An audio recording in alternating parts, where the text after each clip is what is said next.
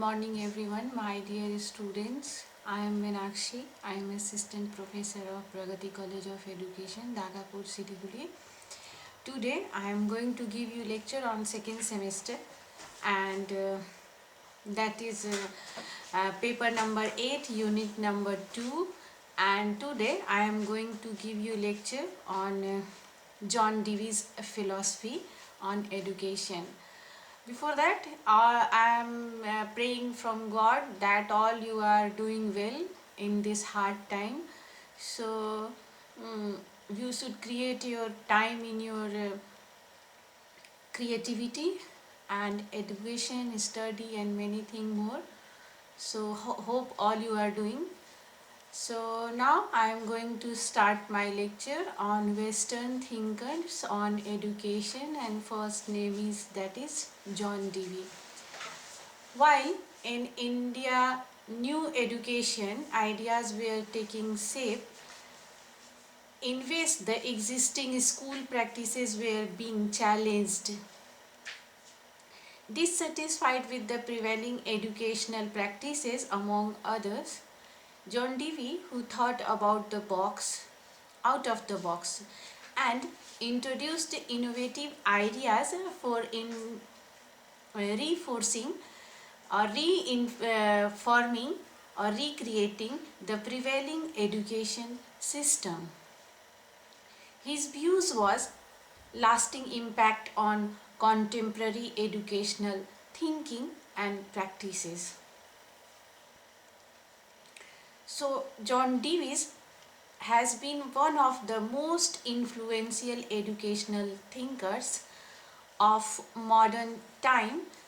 His educational philosophy has been referred to as pragmatism,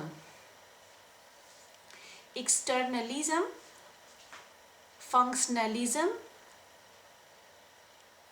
then instrumentalism, operationalism, and practicalism, which was also a progressivism. So first I want to explain these words.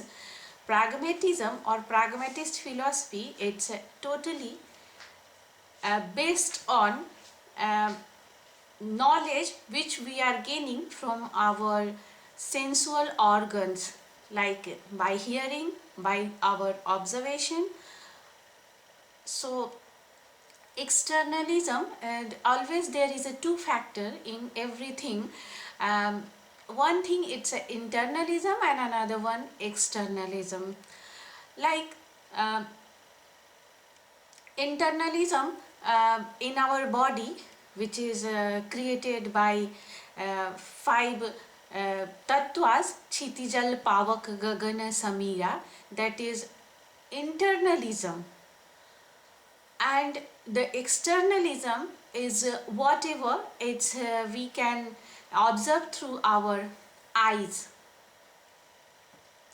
So next philosophy of John Dewey was a functionalism. Functionalism, it means a function like our body, that is doing a one kind of function. So this functionalism is also there in John Dewey's philosophy.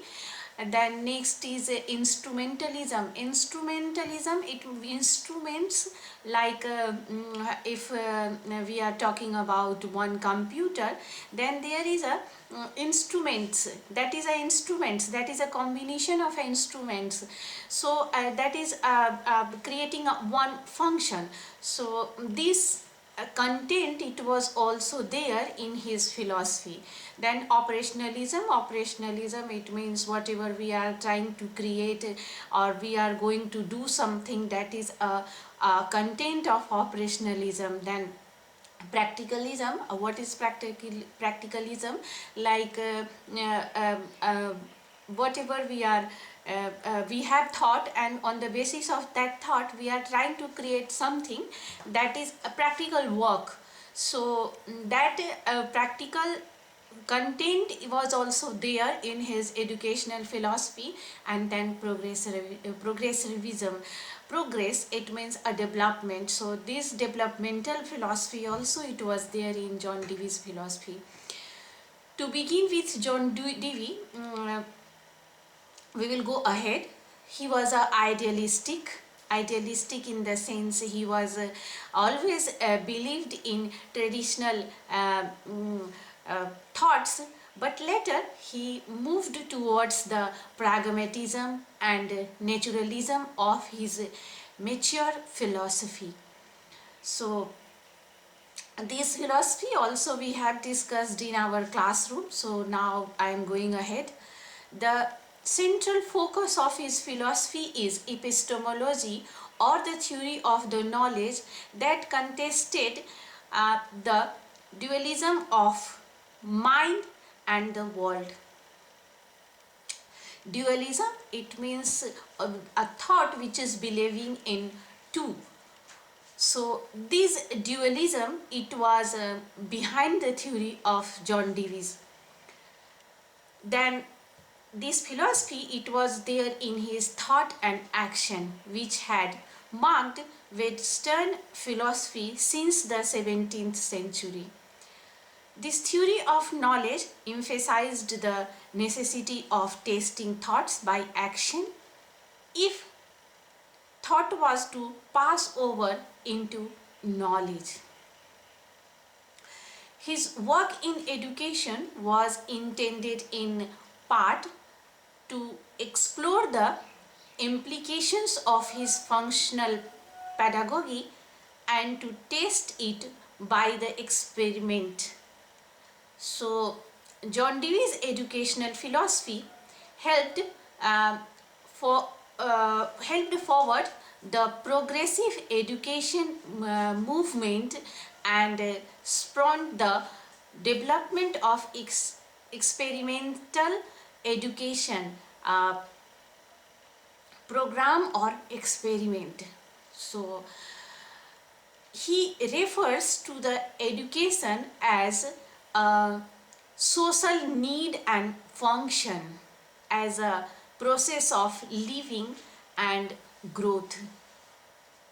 Living and growth, it means for day-to-day life, or for span of our life, there is a need of something work which is a bread butter of in our life, that is a living. And the growth it's also related to mental and physical, so which includes both social and individual aspects that are mutually depend on each other. From the social viewpoint, education is essential to the continuous existence and transformation of the organization of social life in all its shades and grades. From the individual perspective, it is a method to enable individual to play an effective role as a member of human community or society.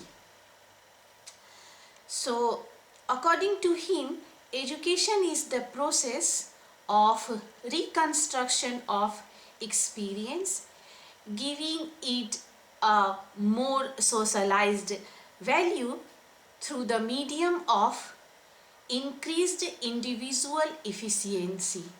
He wanted each philosopher and personality to be developed not according to any absolute standard, but according to a pupil's own capacities and opportunities, and specifically in a social setting, as the child is considered to be a unit of society, because all we are human being, and we are a brick of society. A society, if society is a building, then all we are the brick, and we have our contribution to our society. So all we have to give this towards our society.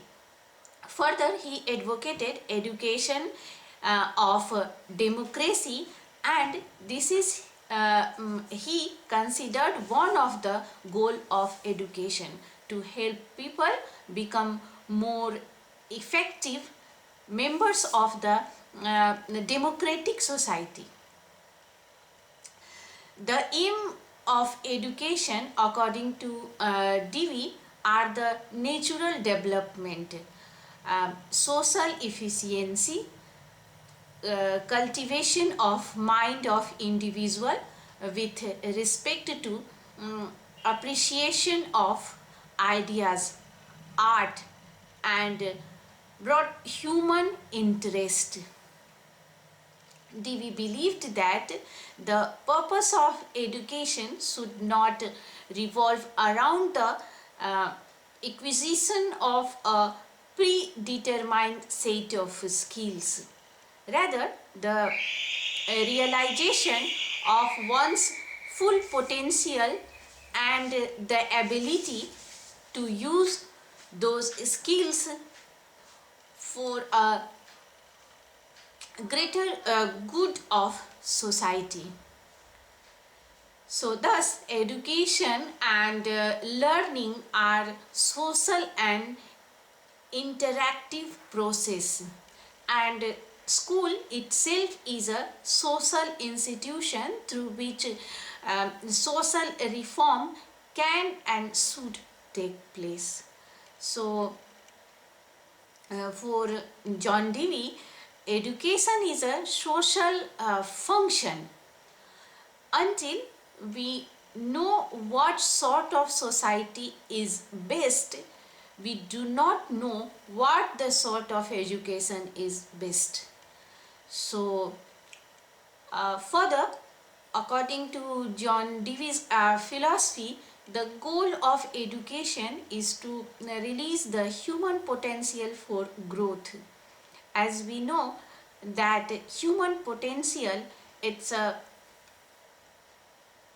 unlimited, so we can say that the aim of education is to search the potential, to explore the potential, or to enhance the potential of the students or people.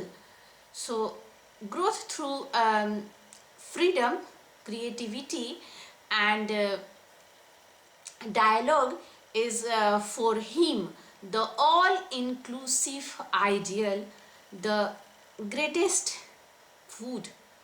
For John Dewey, the capacity to cultivate growth is the criterion for evaluating the quality of all social institutions.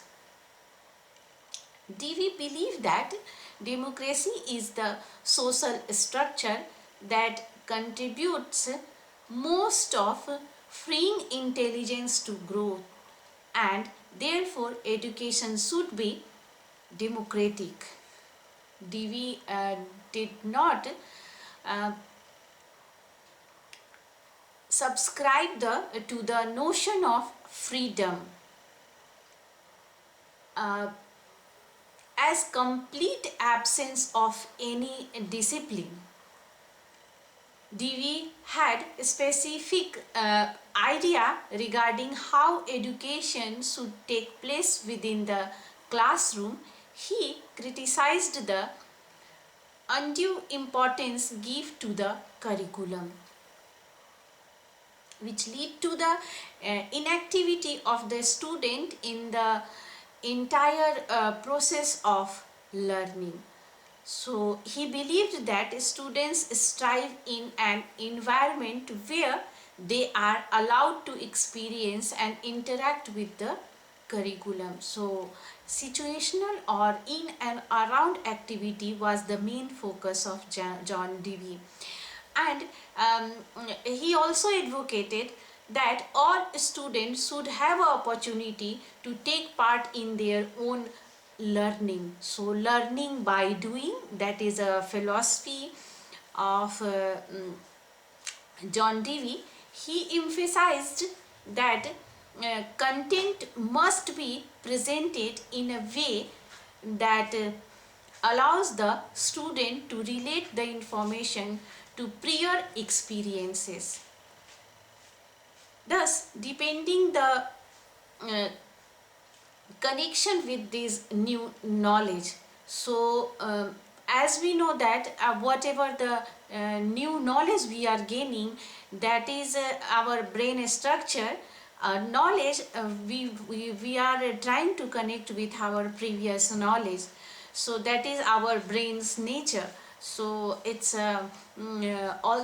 advocated by John Dewey that we should go for our own natural process.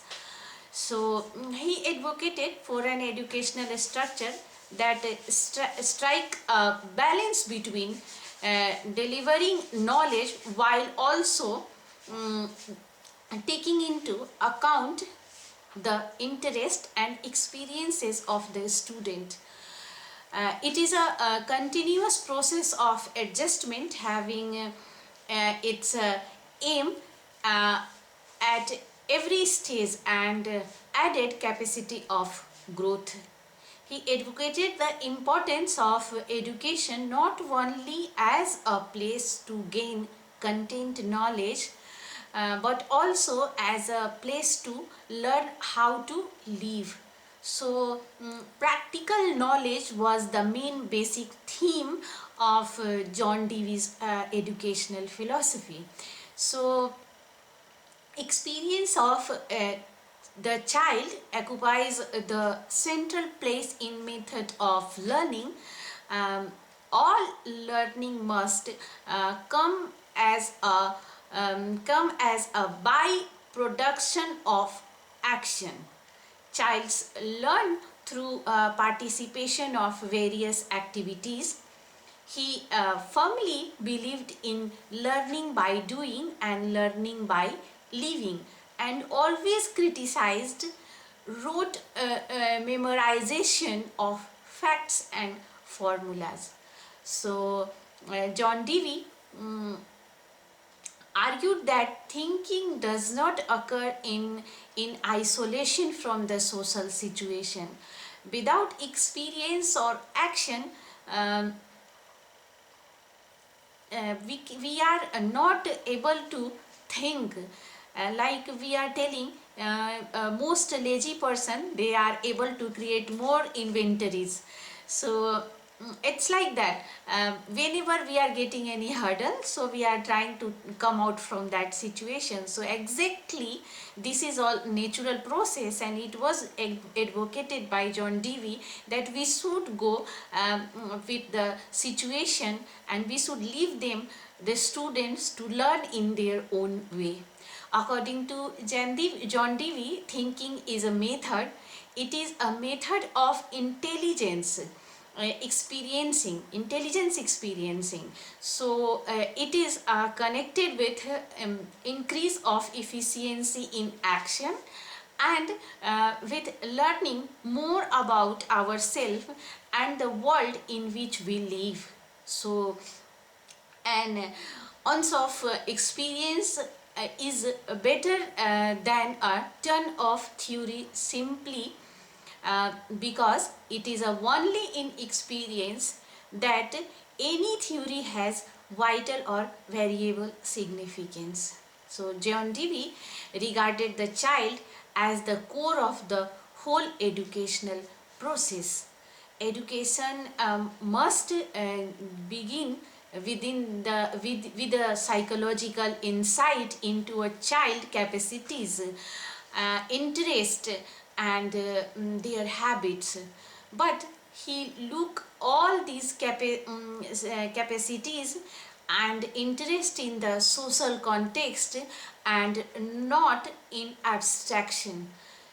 All it is in the social context alone that they can be developed. So further, according to John Dewey, education is life itself and not a preparation for life. Dewey regards school as an institution essential to social life, To him, school is an absolute social necessity. The school is not a place where some knowledge is imparted and an attempt is to made to develop certain habits among children. It is a place where the children learn by its own experience.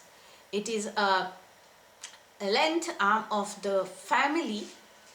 There should be no sudden break in the activities of the child in the home and in the school. In the beginning, the school should try to preserve, continue, and rebuild those experiences and activities which the child has been familiar in home. Thus, the school should provide to the child the atmosphere of the home. That's why in our present school system there is a concept of mother teacher. In that sense, in our education system we are trying to create a one familiar member or one familiar person with the primary section of the students, and in that way mother teacher they are able to connect emotionally and mentally with the students, because they are dealing from the beginning to the till end of the school days. They are dealing with the kids in their own languages. So that concept, it's already present in our education system, which delivered by John Dewey. So John Dewey believed that method is not a separable from the subject matter. So method of the teaching, it's not separate from the subject matter. He says that method or the structure is structure for a purpose. In that sense, method means that arrangement of subject matter which make it most effective in use. Never is method something outside of the material. According to him, the teacher should be occupied not with the subject matter in itself, but in its interaction with the people, present needs and capacities. So in our school lesson plan, there is a one segment where we are trying to connect our students previous knowledge with the present knowledge or the content. So exactly John Dewey, he said that about this theory. So according to him, the teacher should just teach subject matter does not mean one of the teaching well. So to teach well, the teacher must connect to the subject matter, to the need, to desire, interest, and also the stage of cognitive development of the student within the physical, social, political context that the student and teacher find themselves. Here I want to point out one thing, that cognitive development, it's very much necessary in classroom situation, because more or less the content or the topic, it's a very similar in class 3 or class 4, but it's totally depend upon the one teacher, how he is dealing with the student and how he is connecting himself with the cognitive development of the student. This is the real difference of the syllabus between class 3 and class 4. So like that, all we have to consider.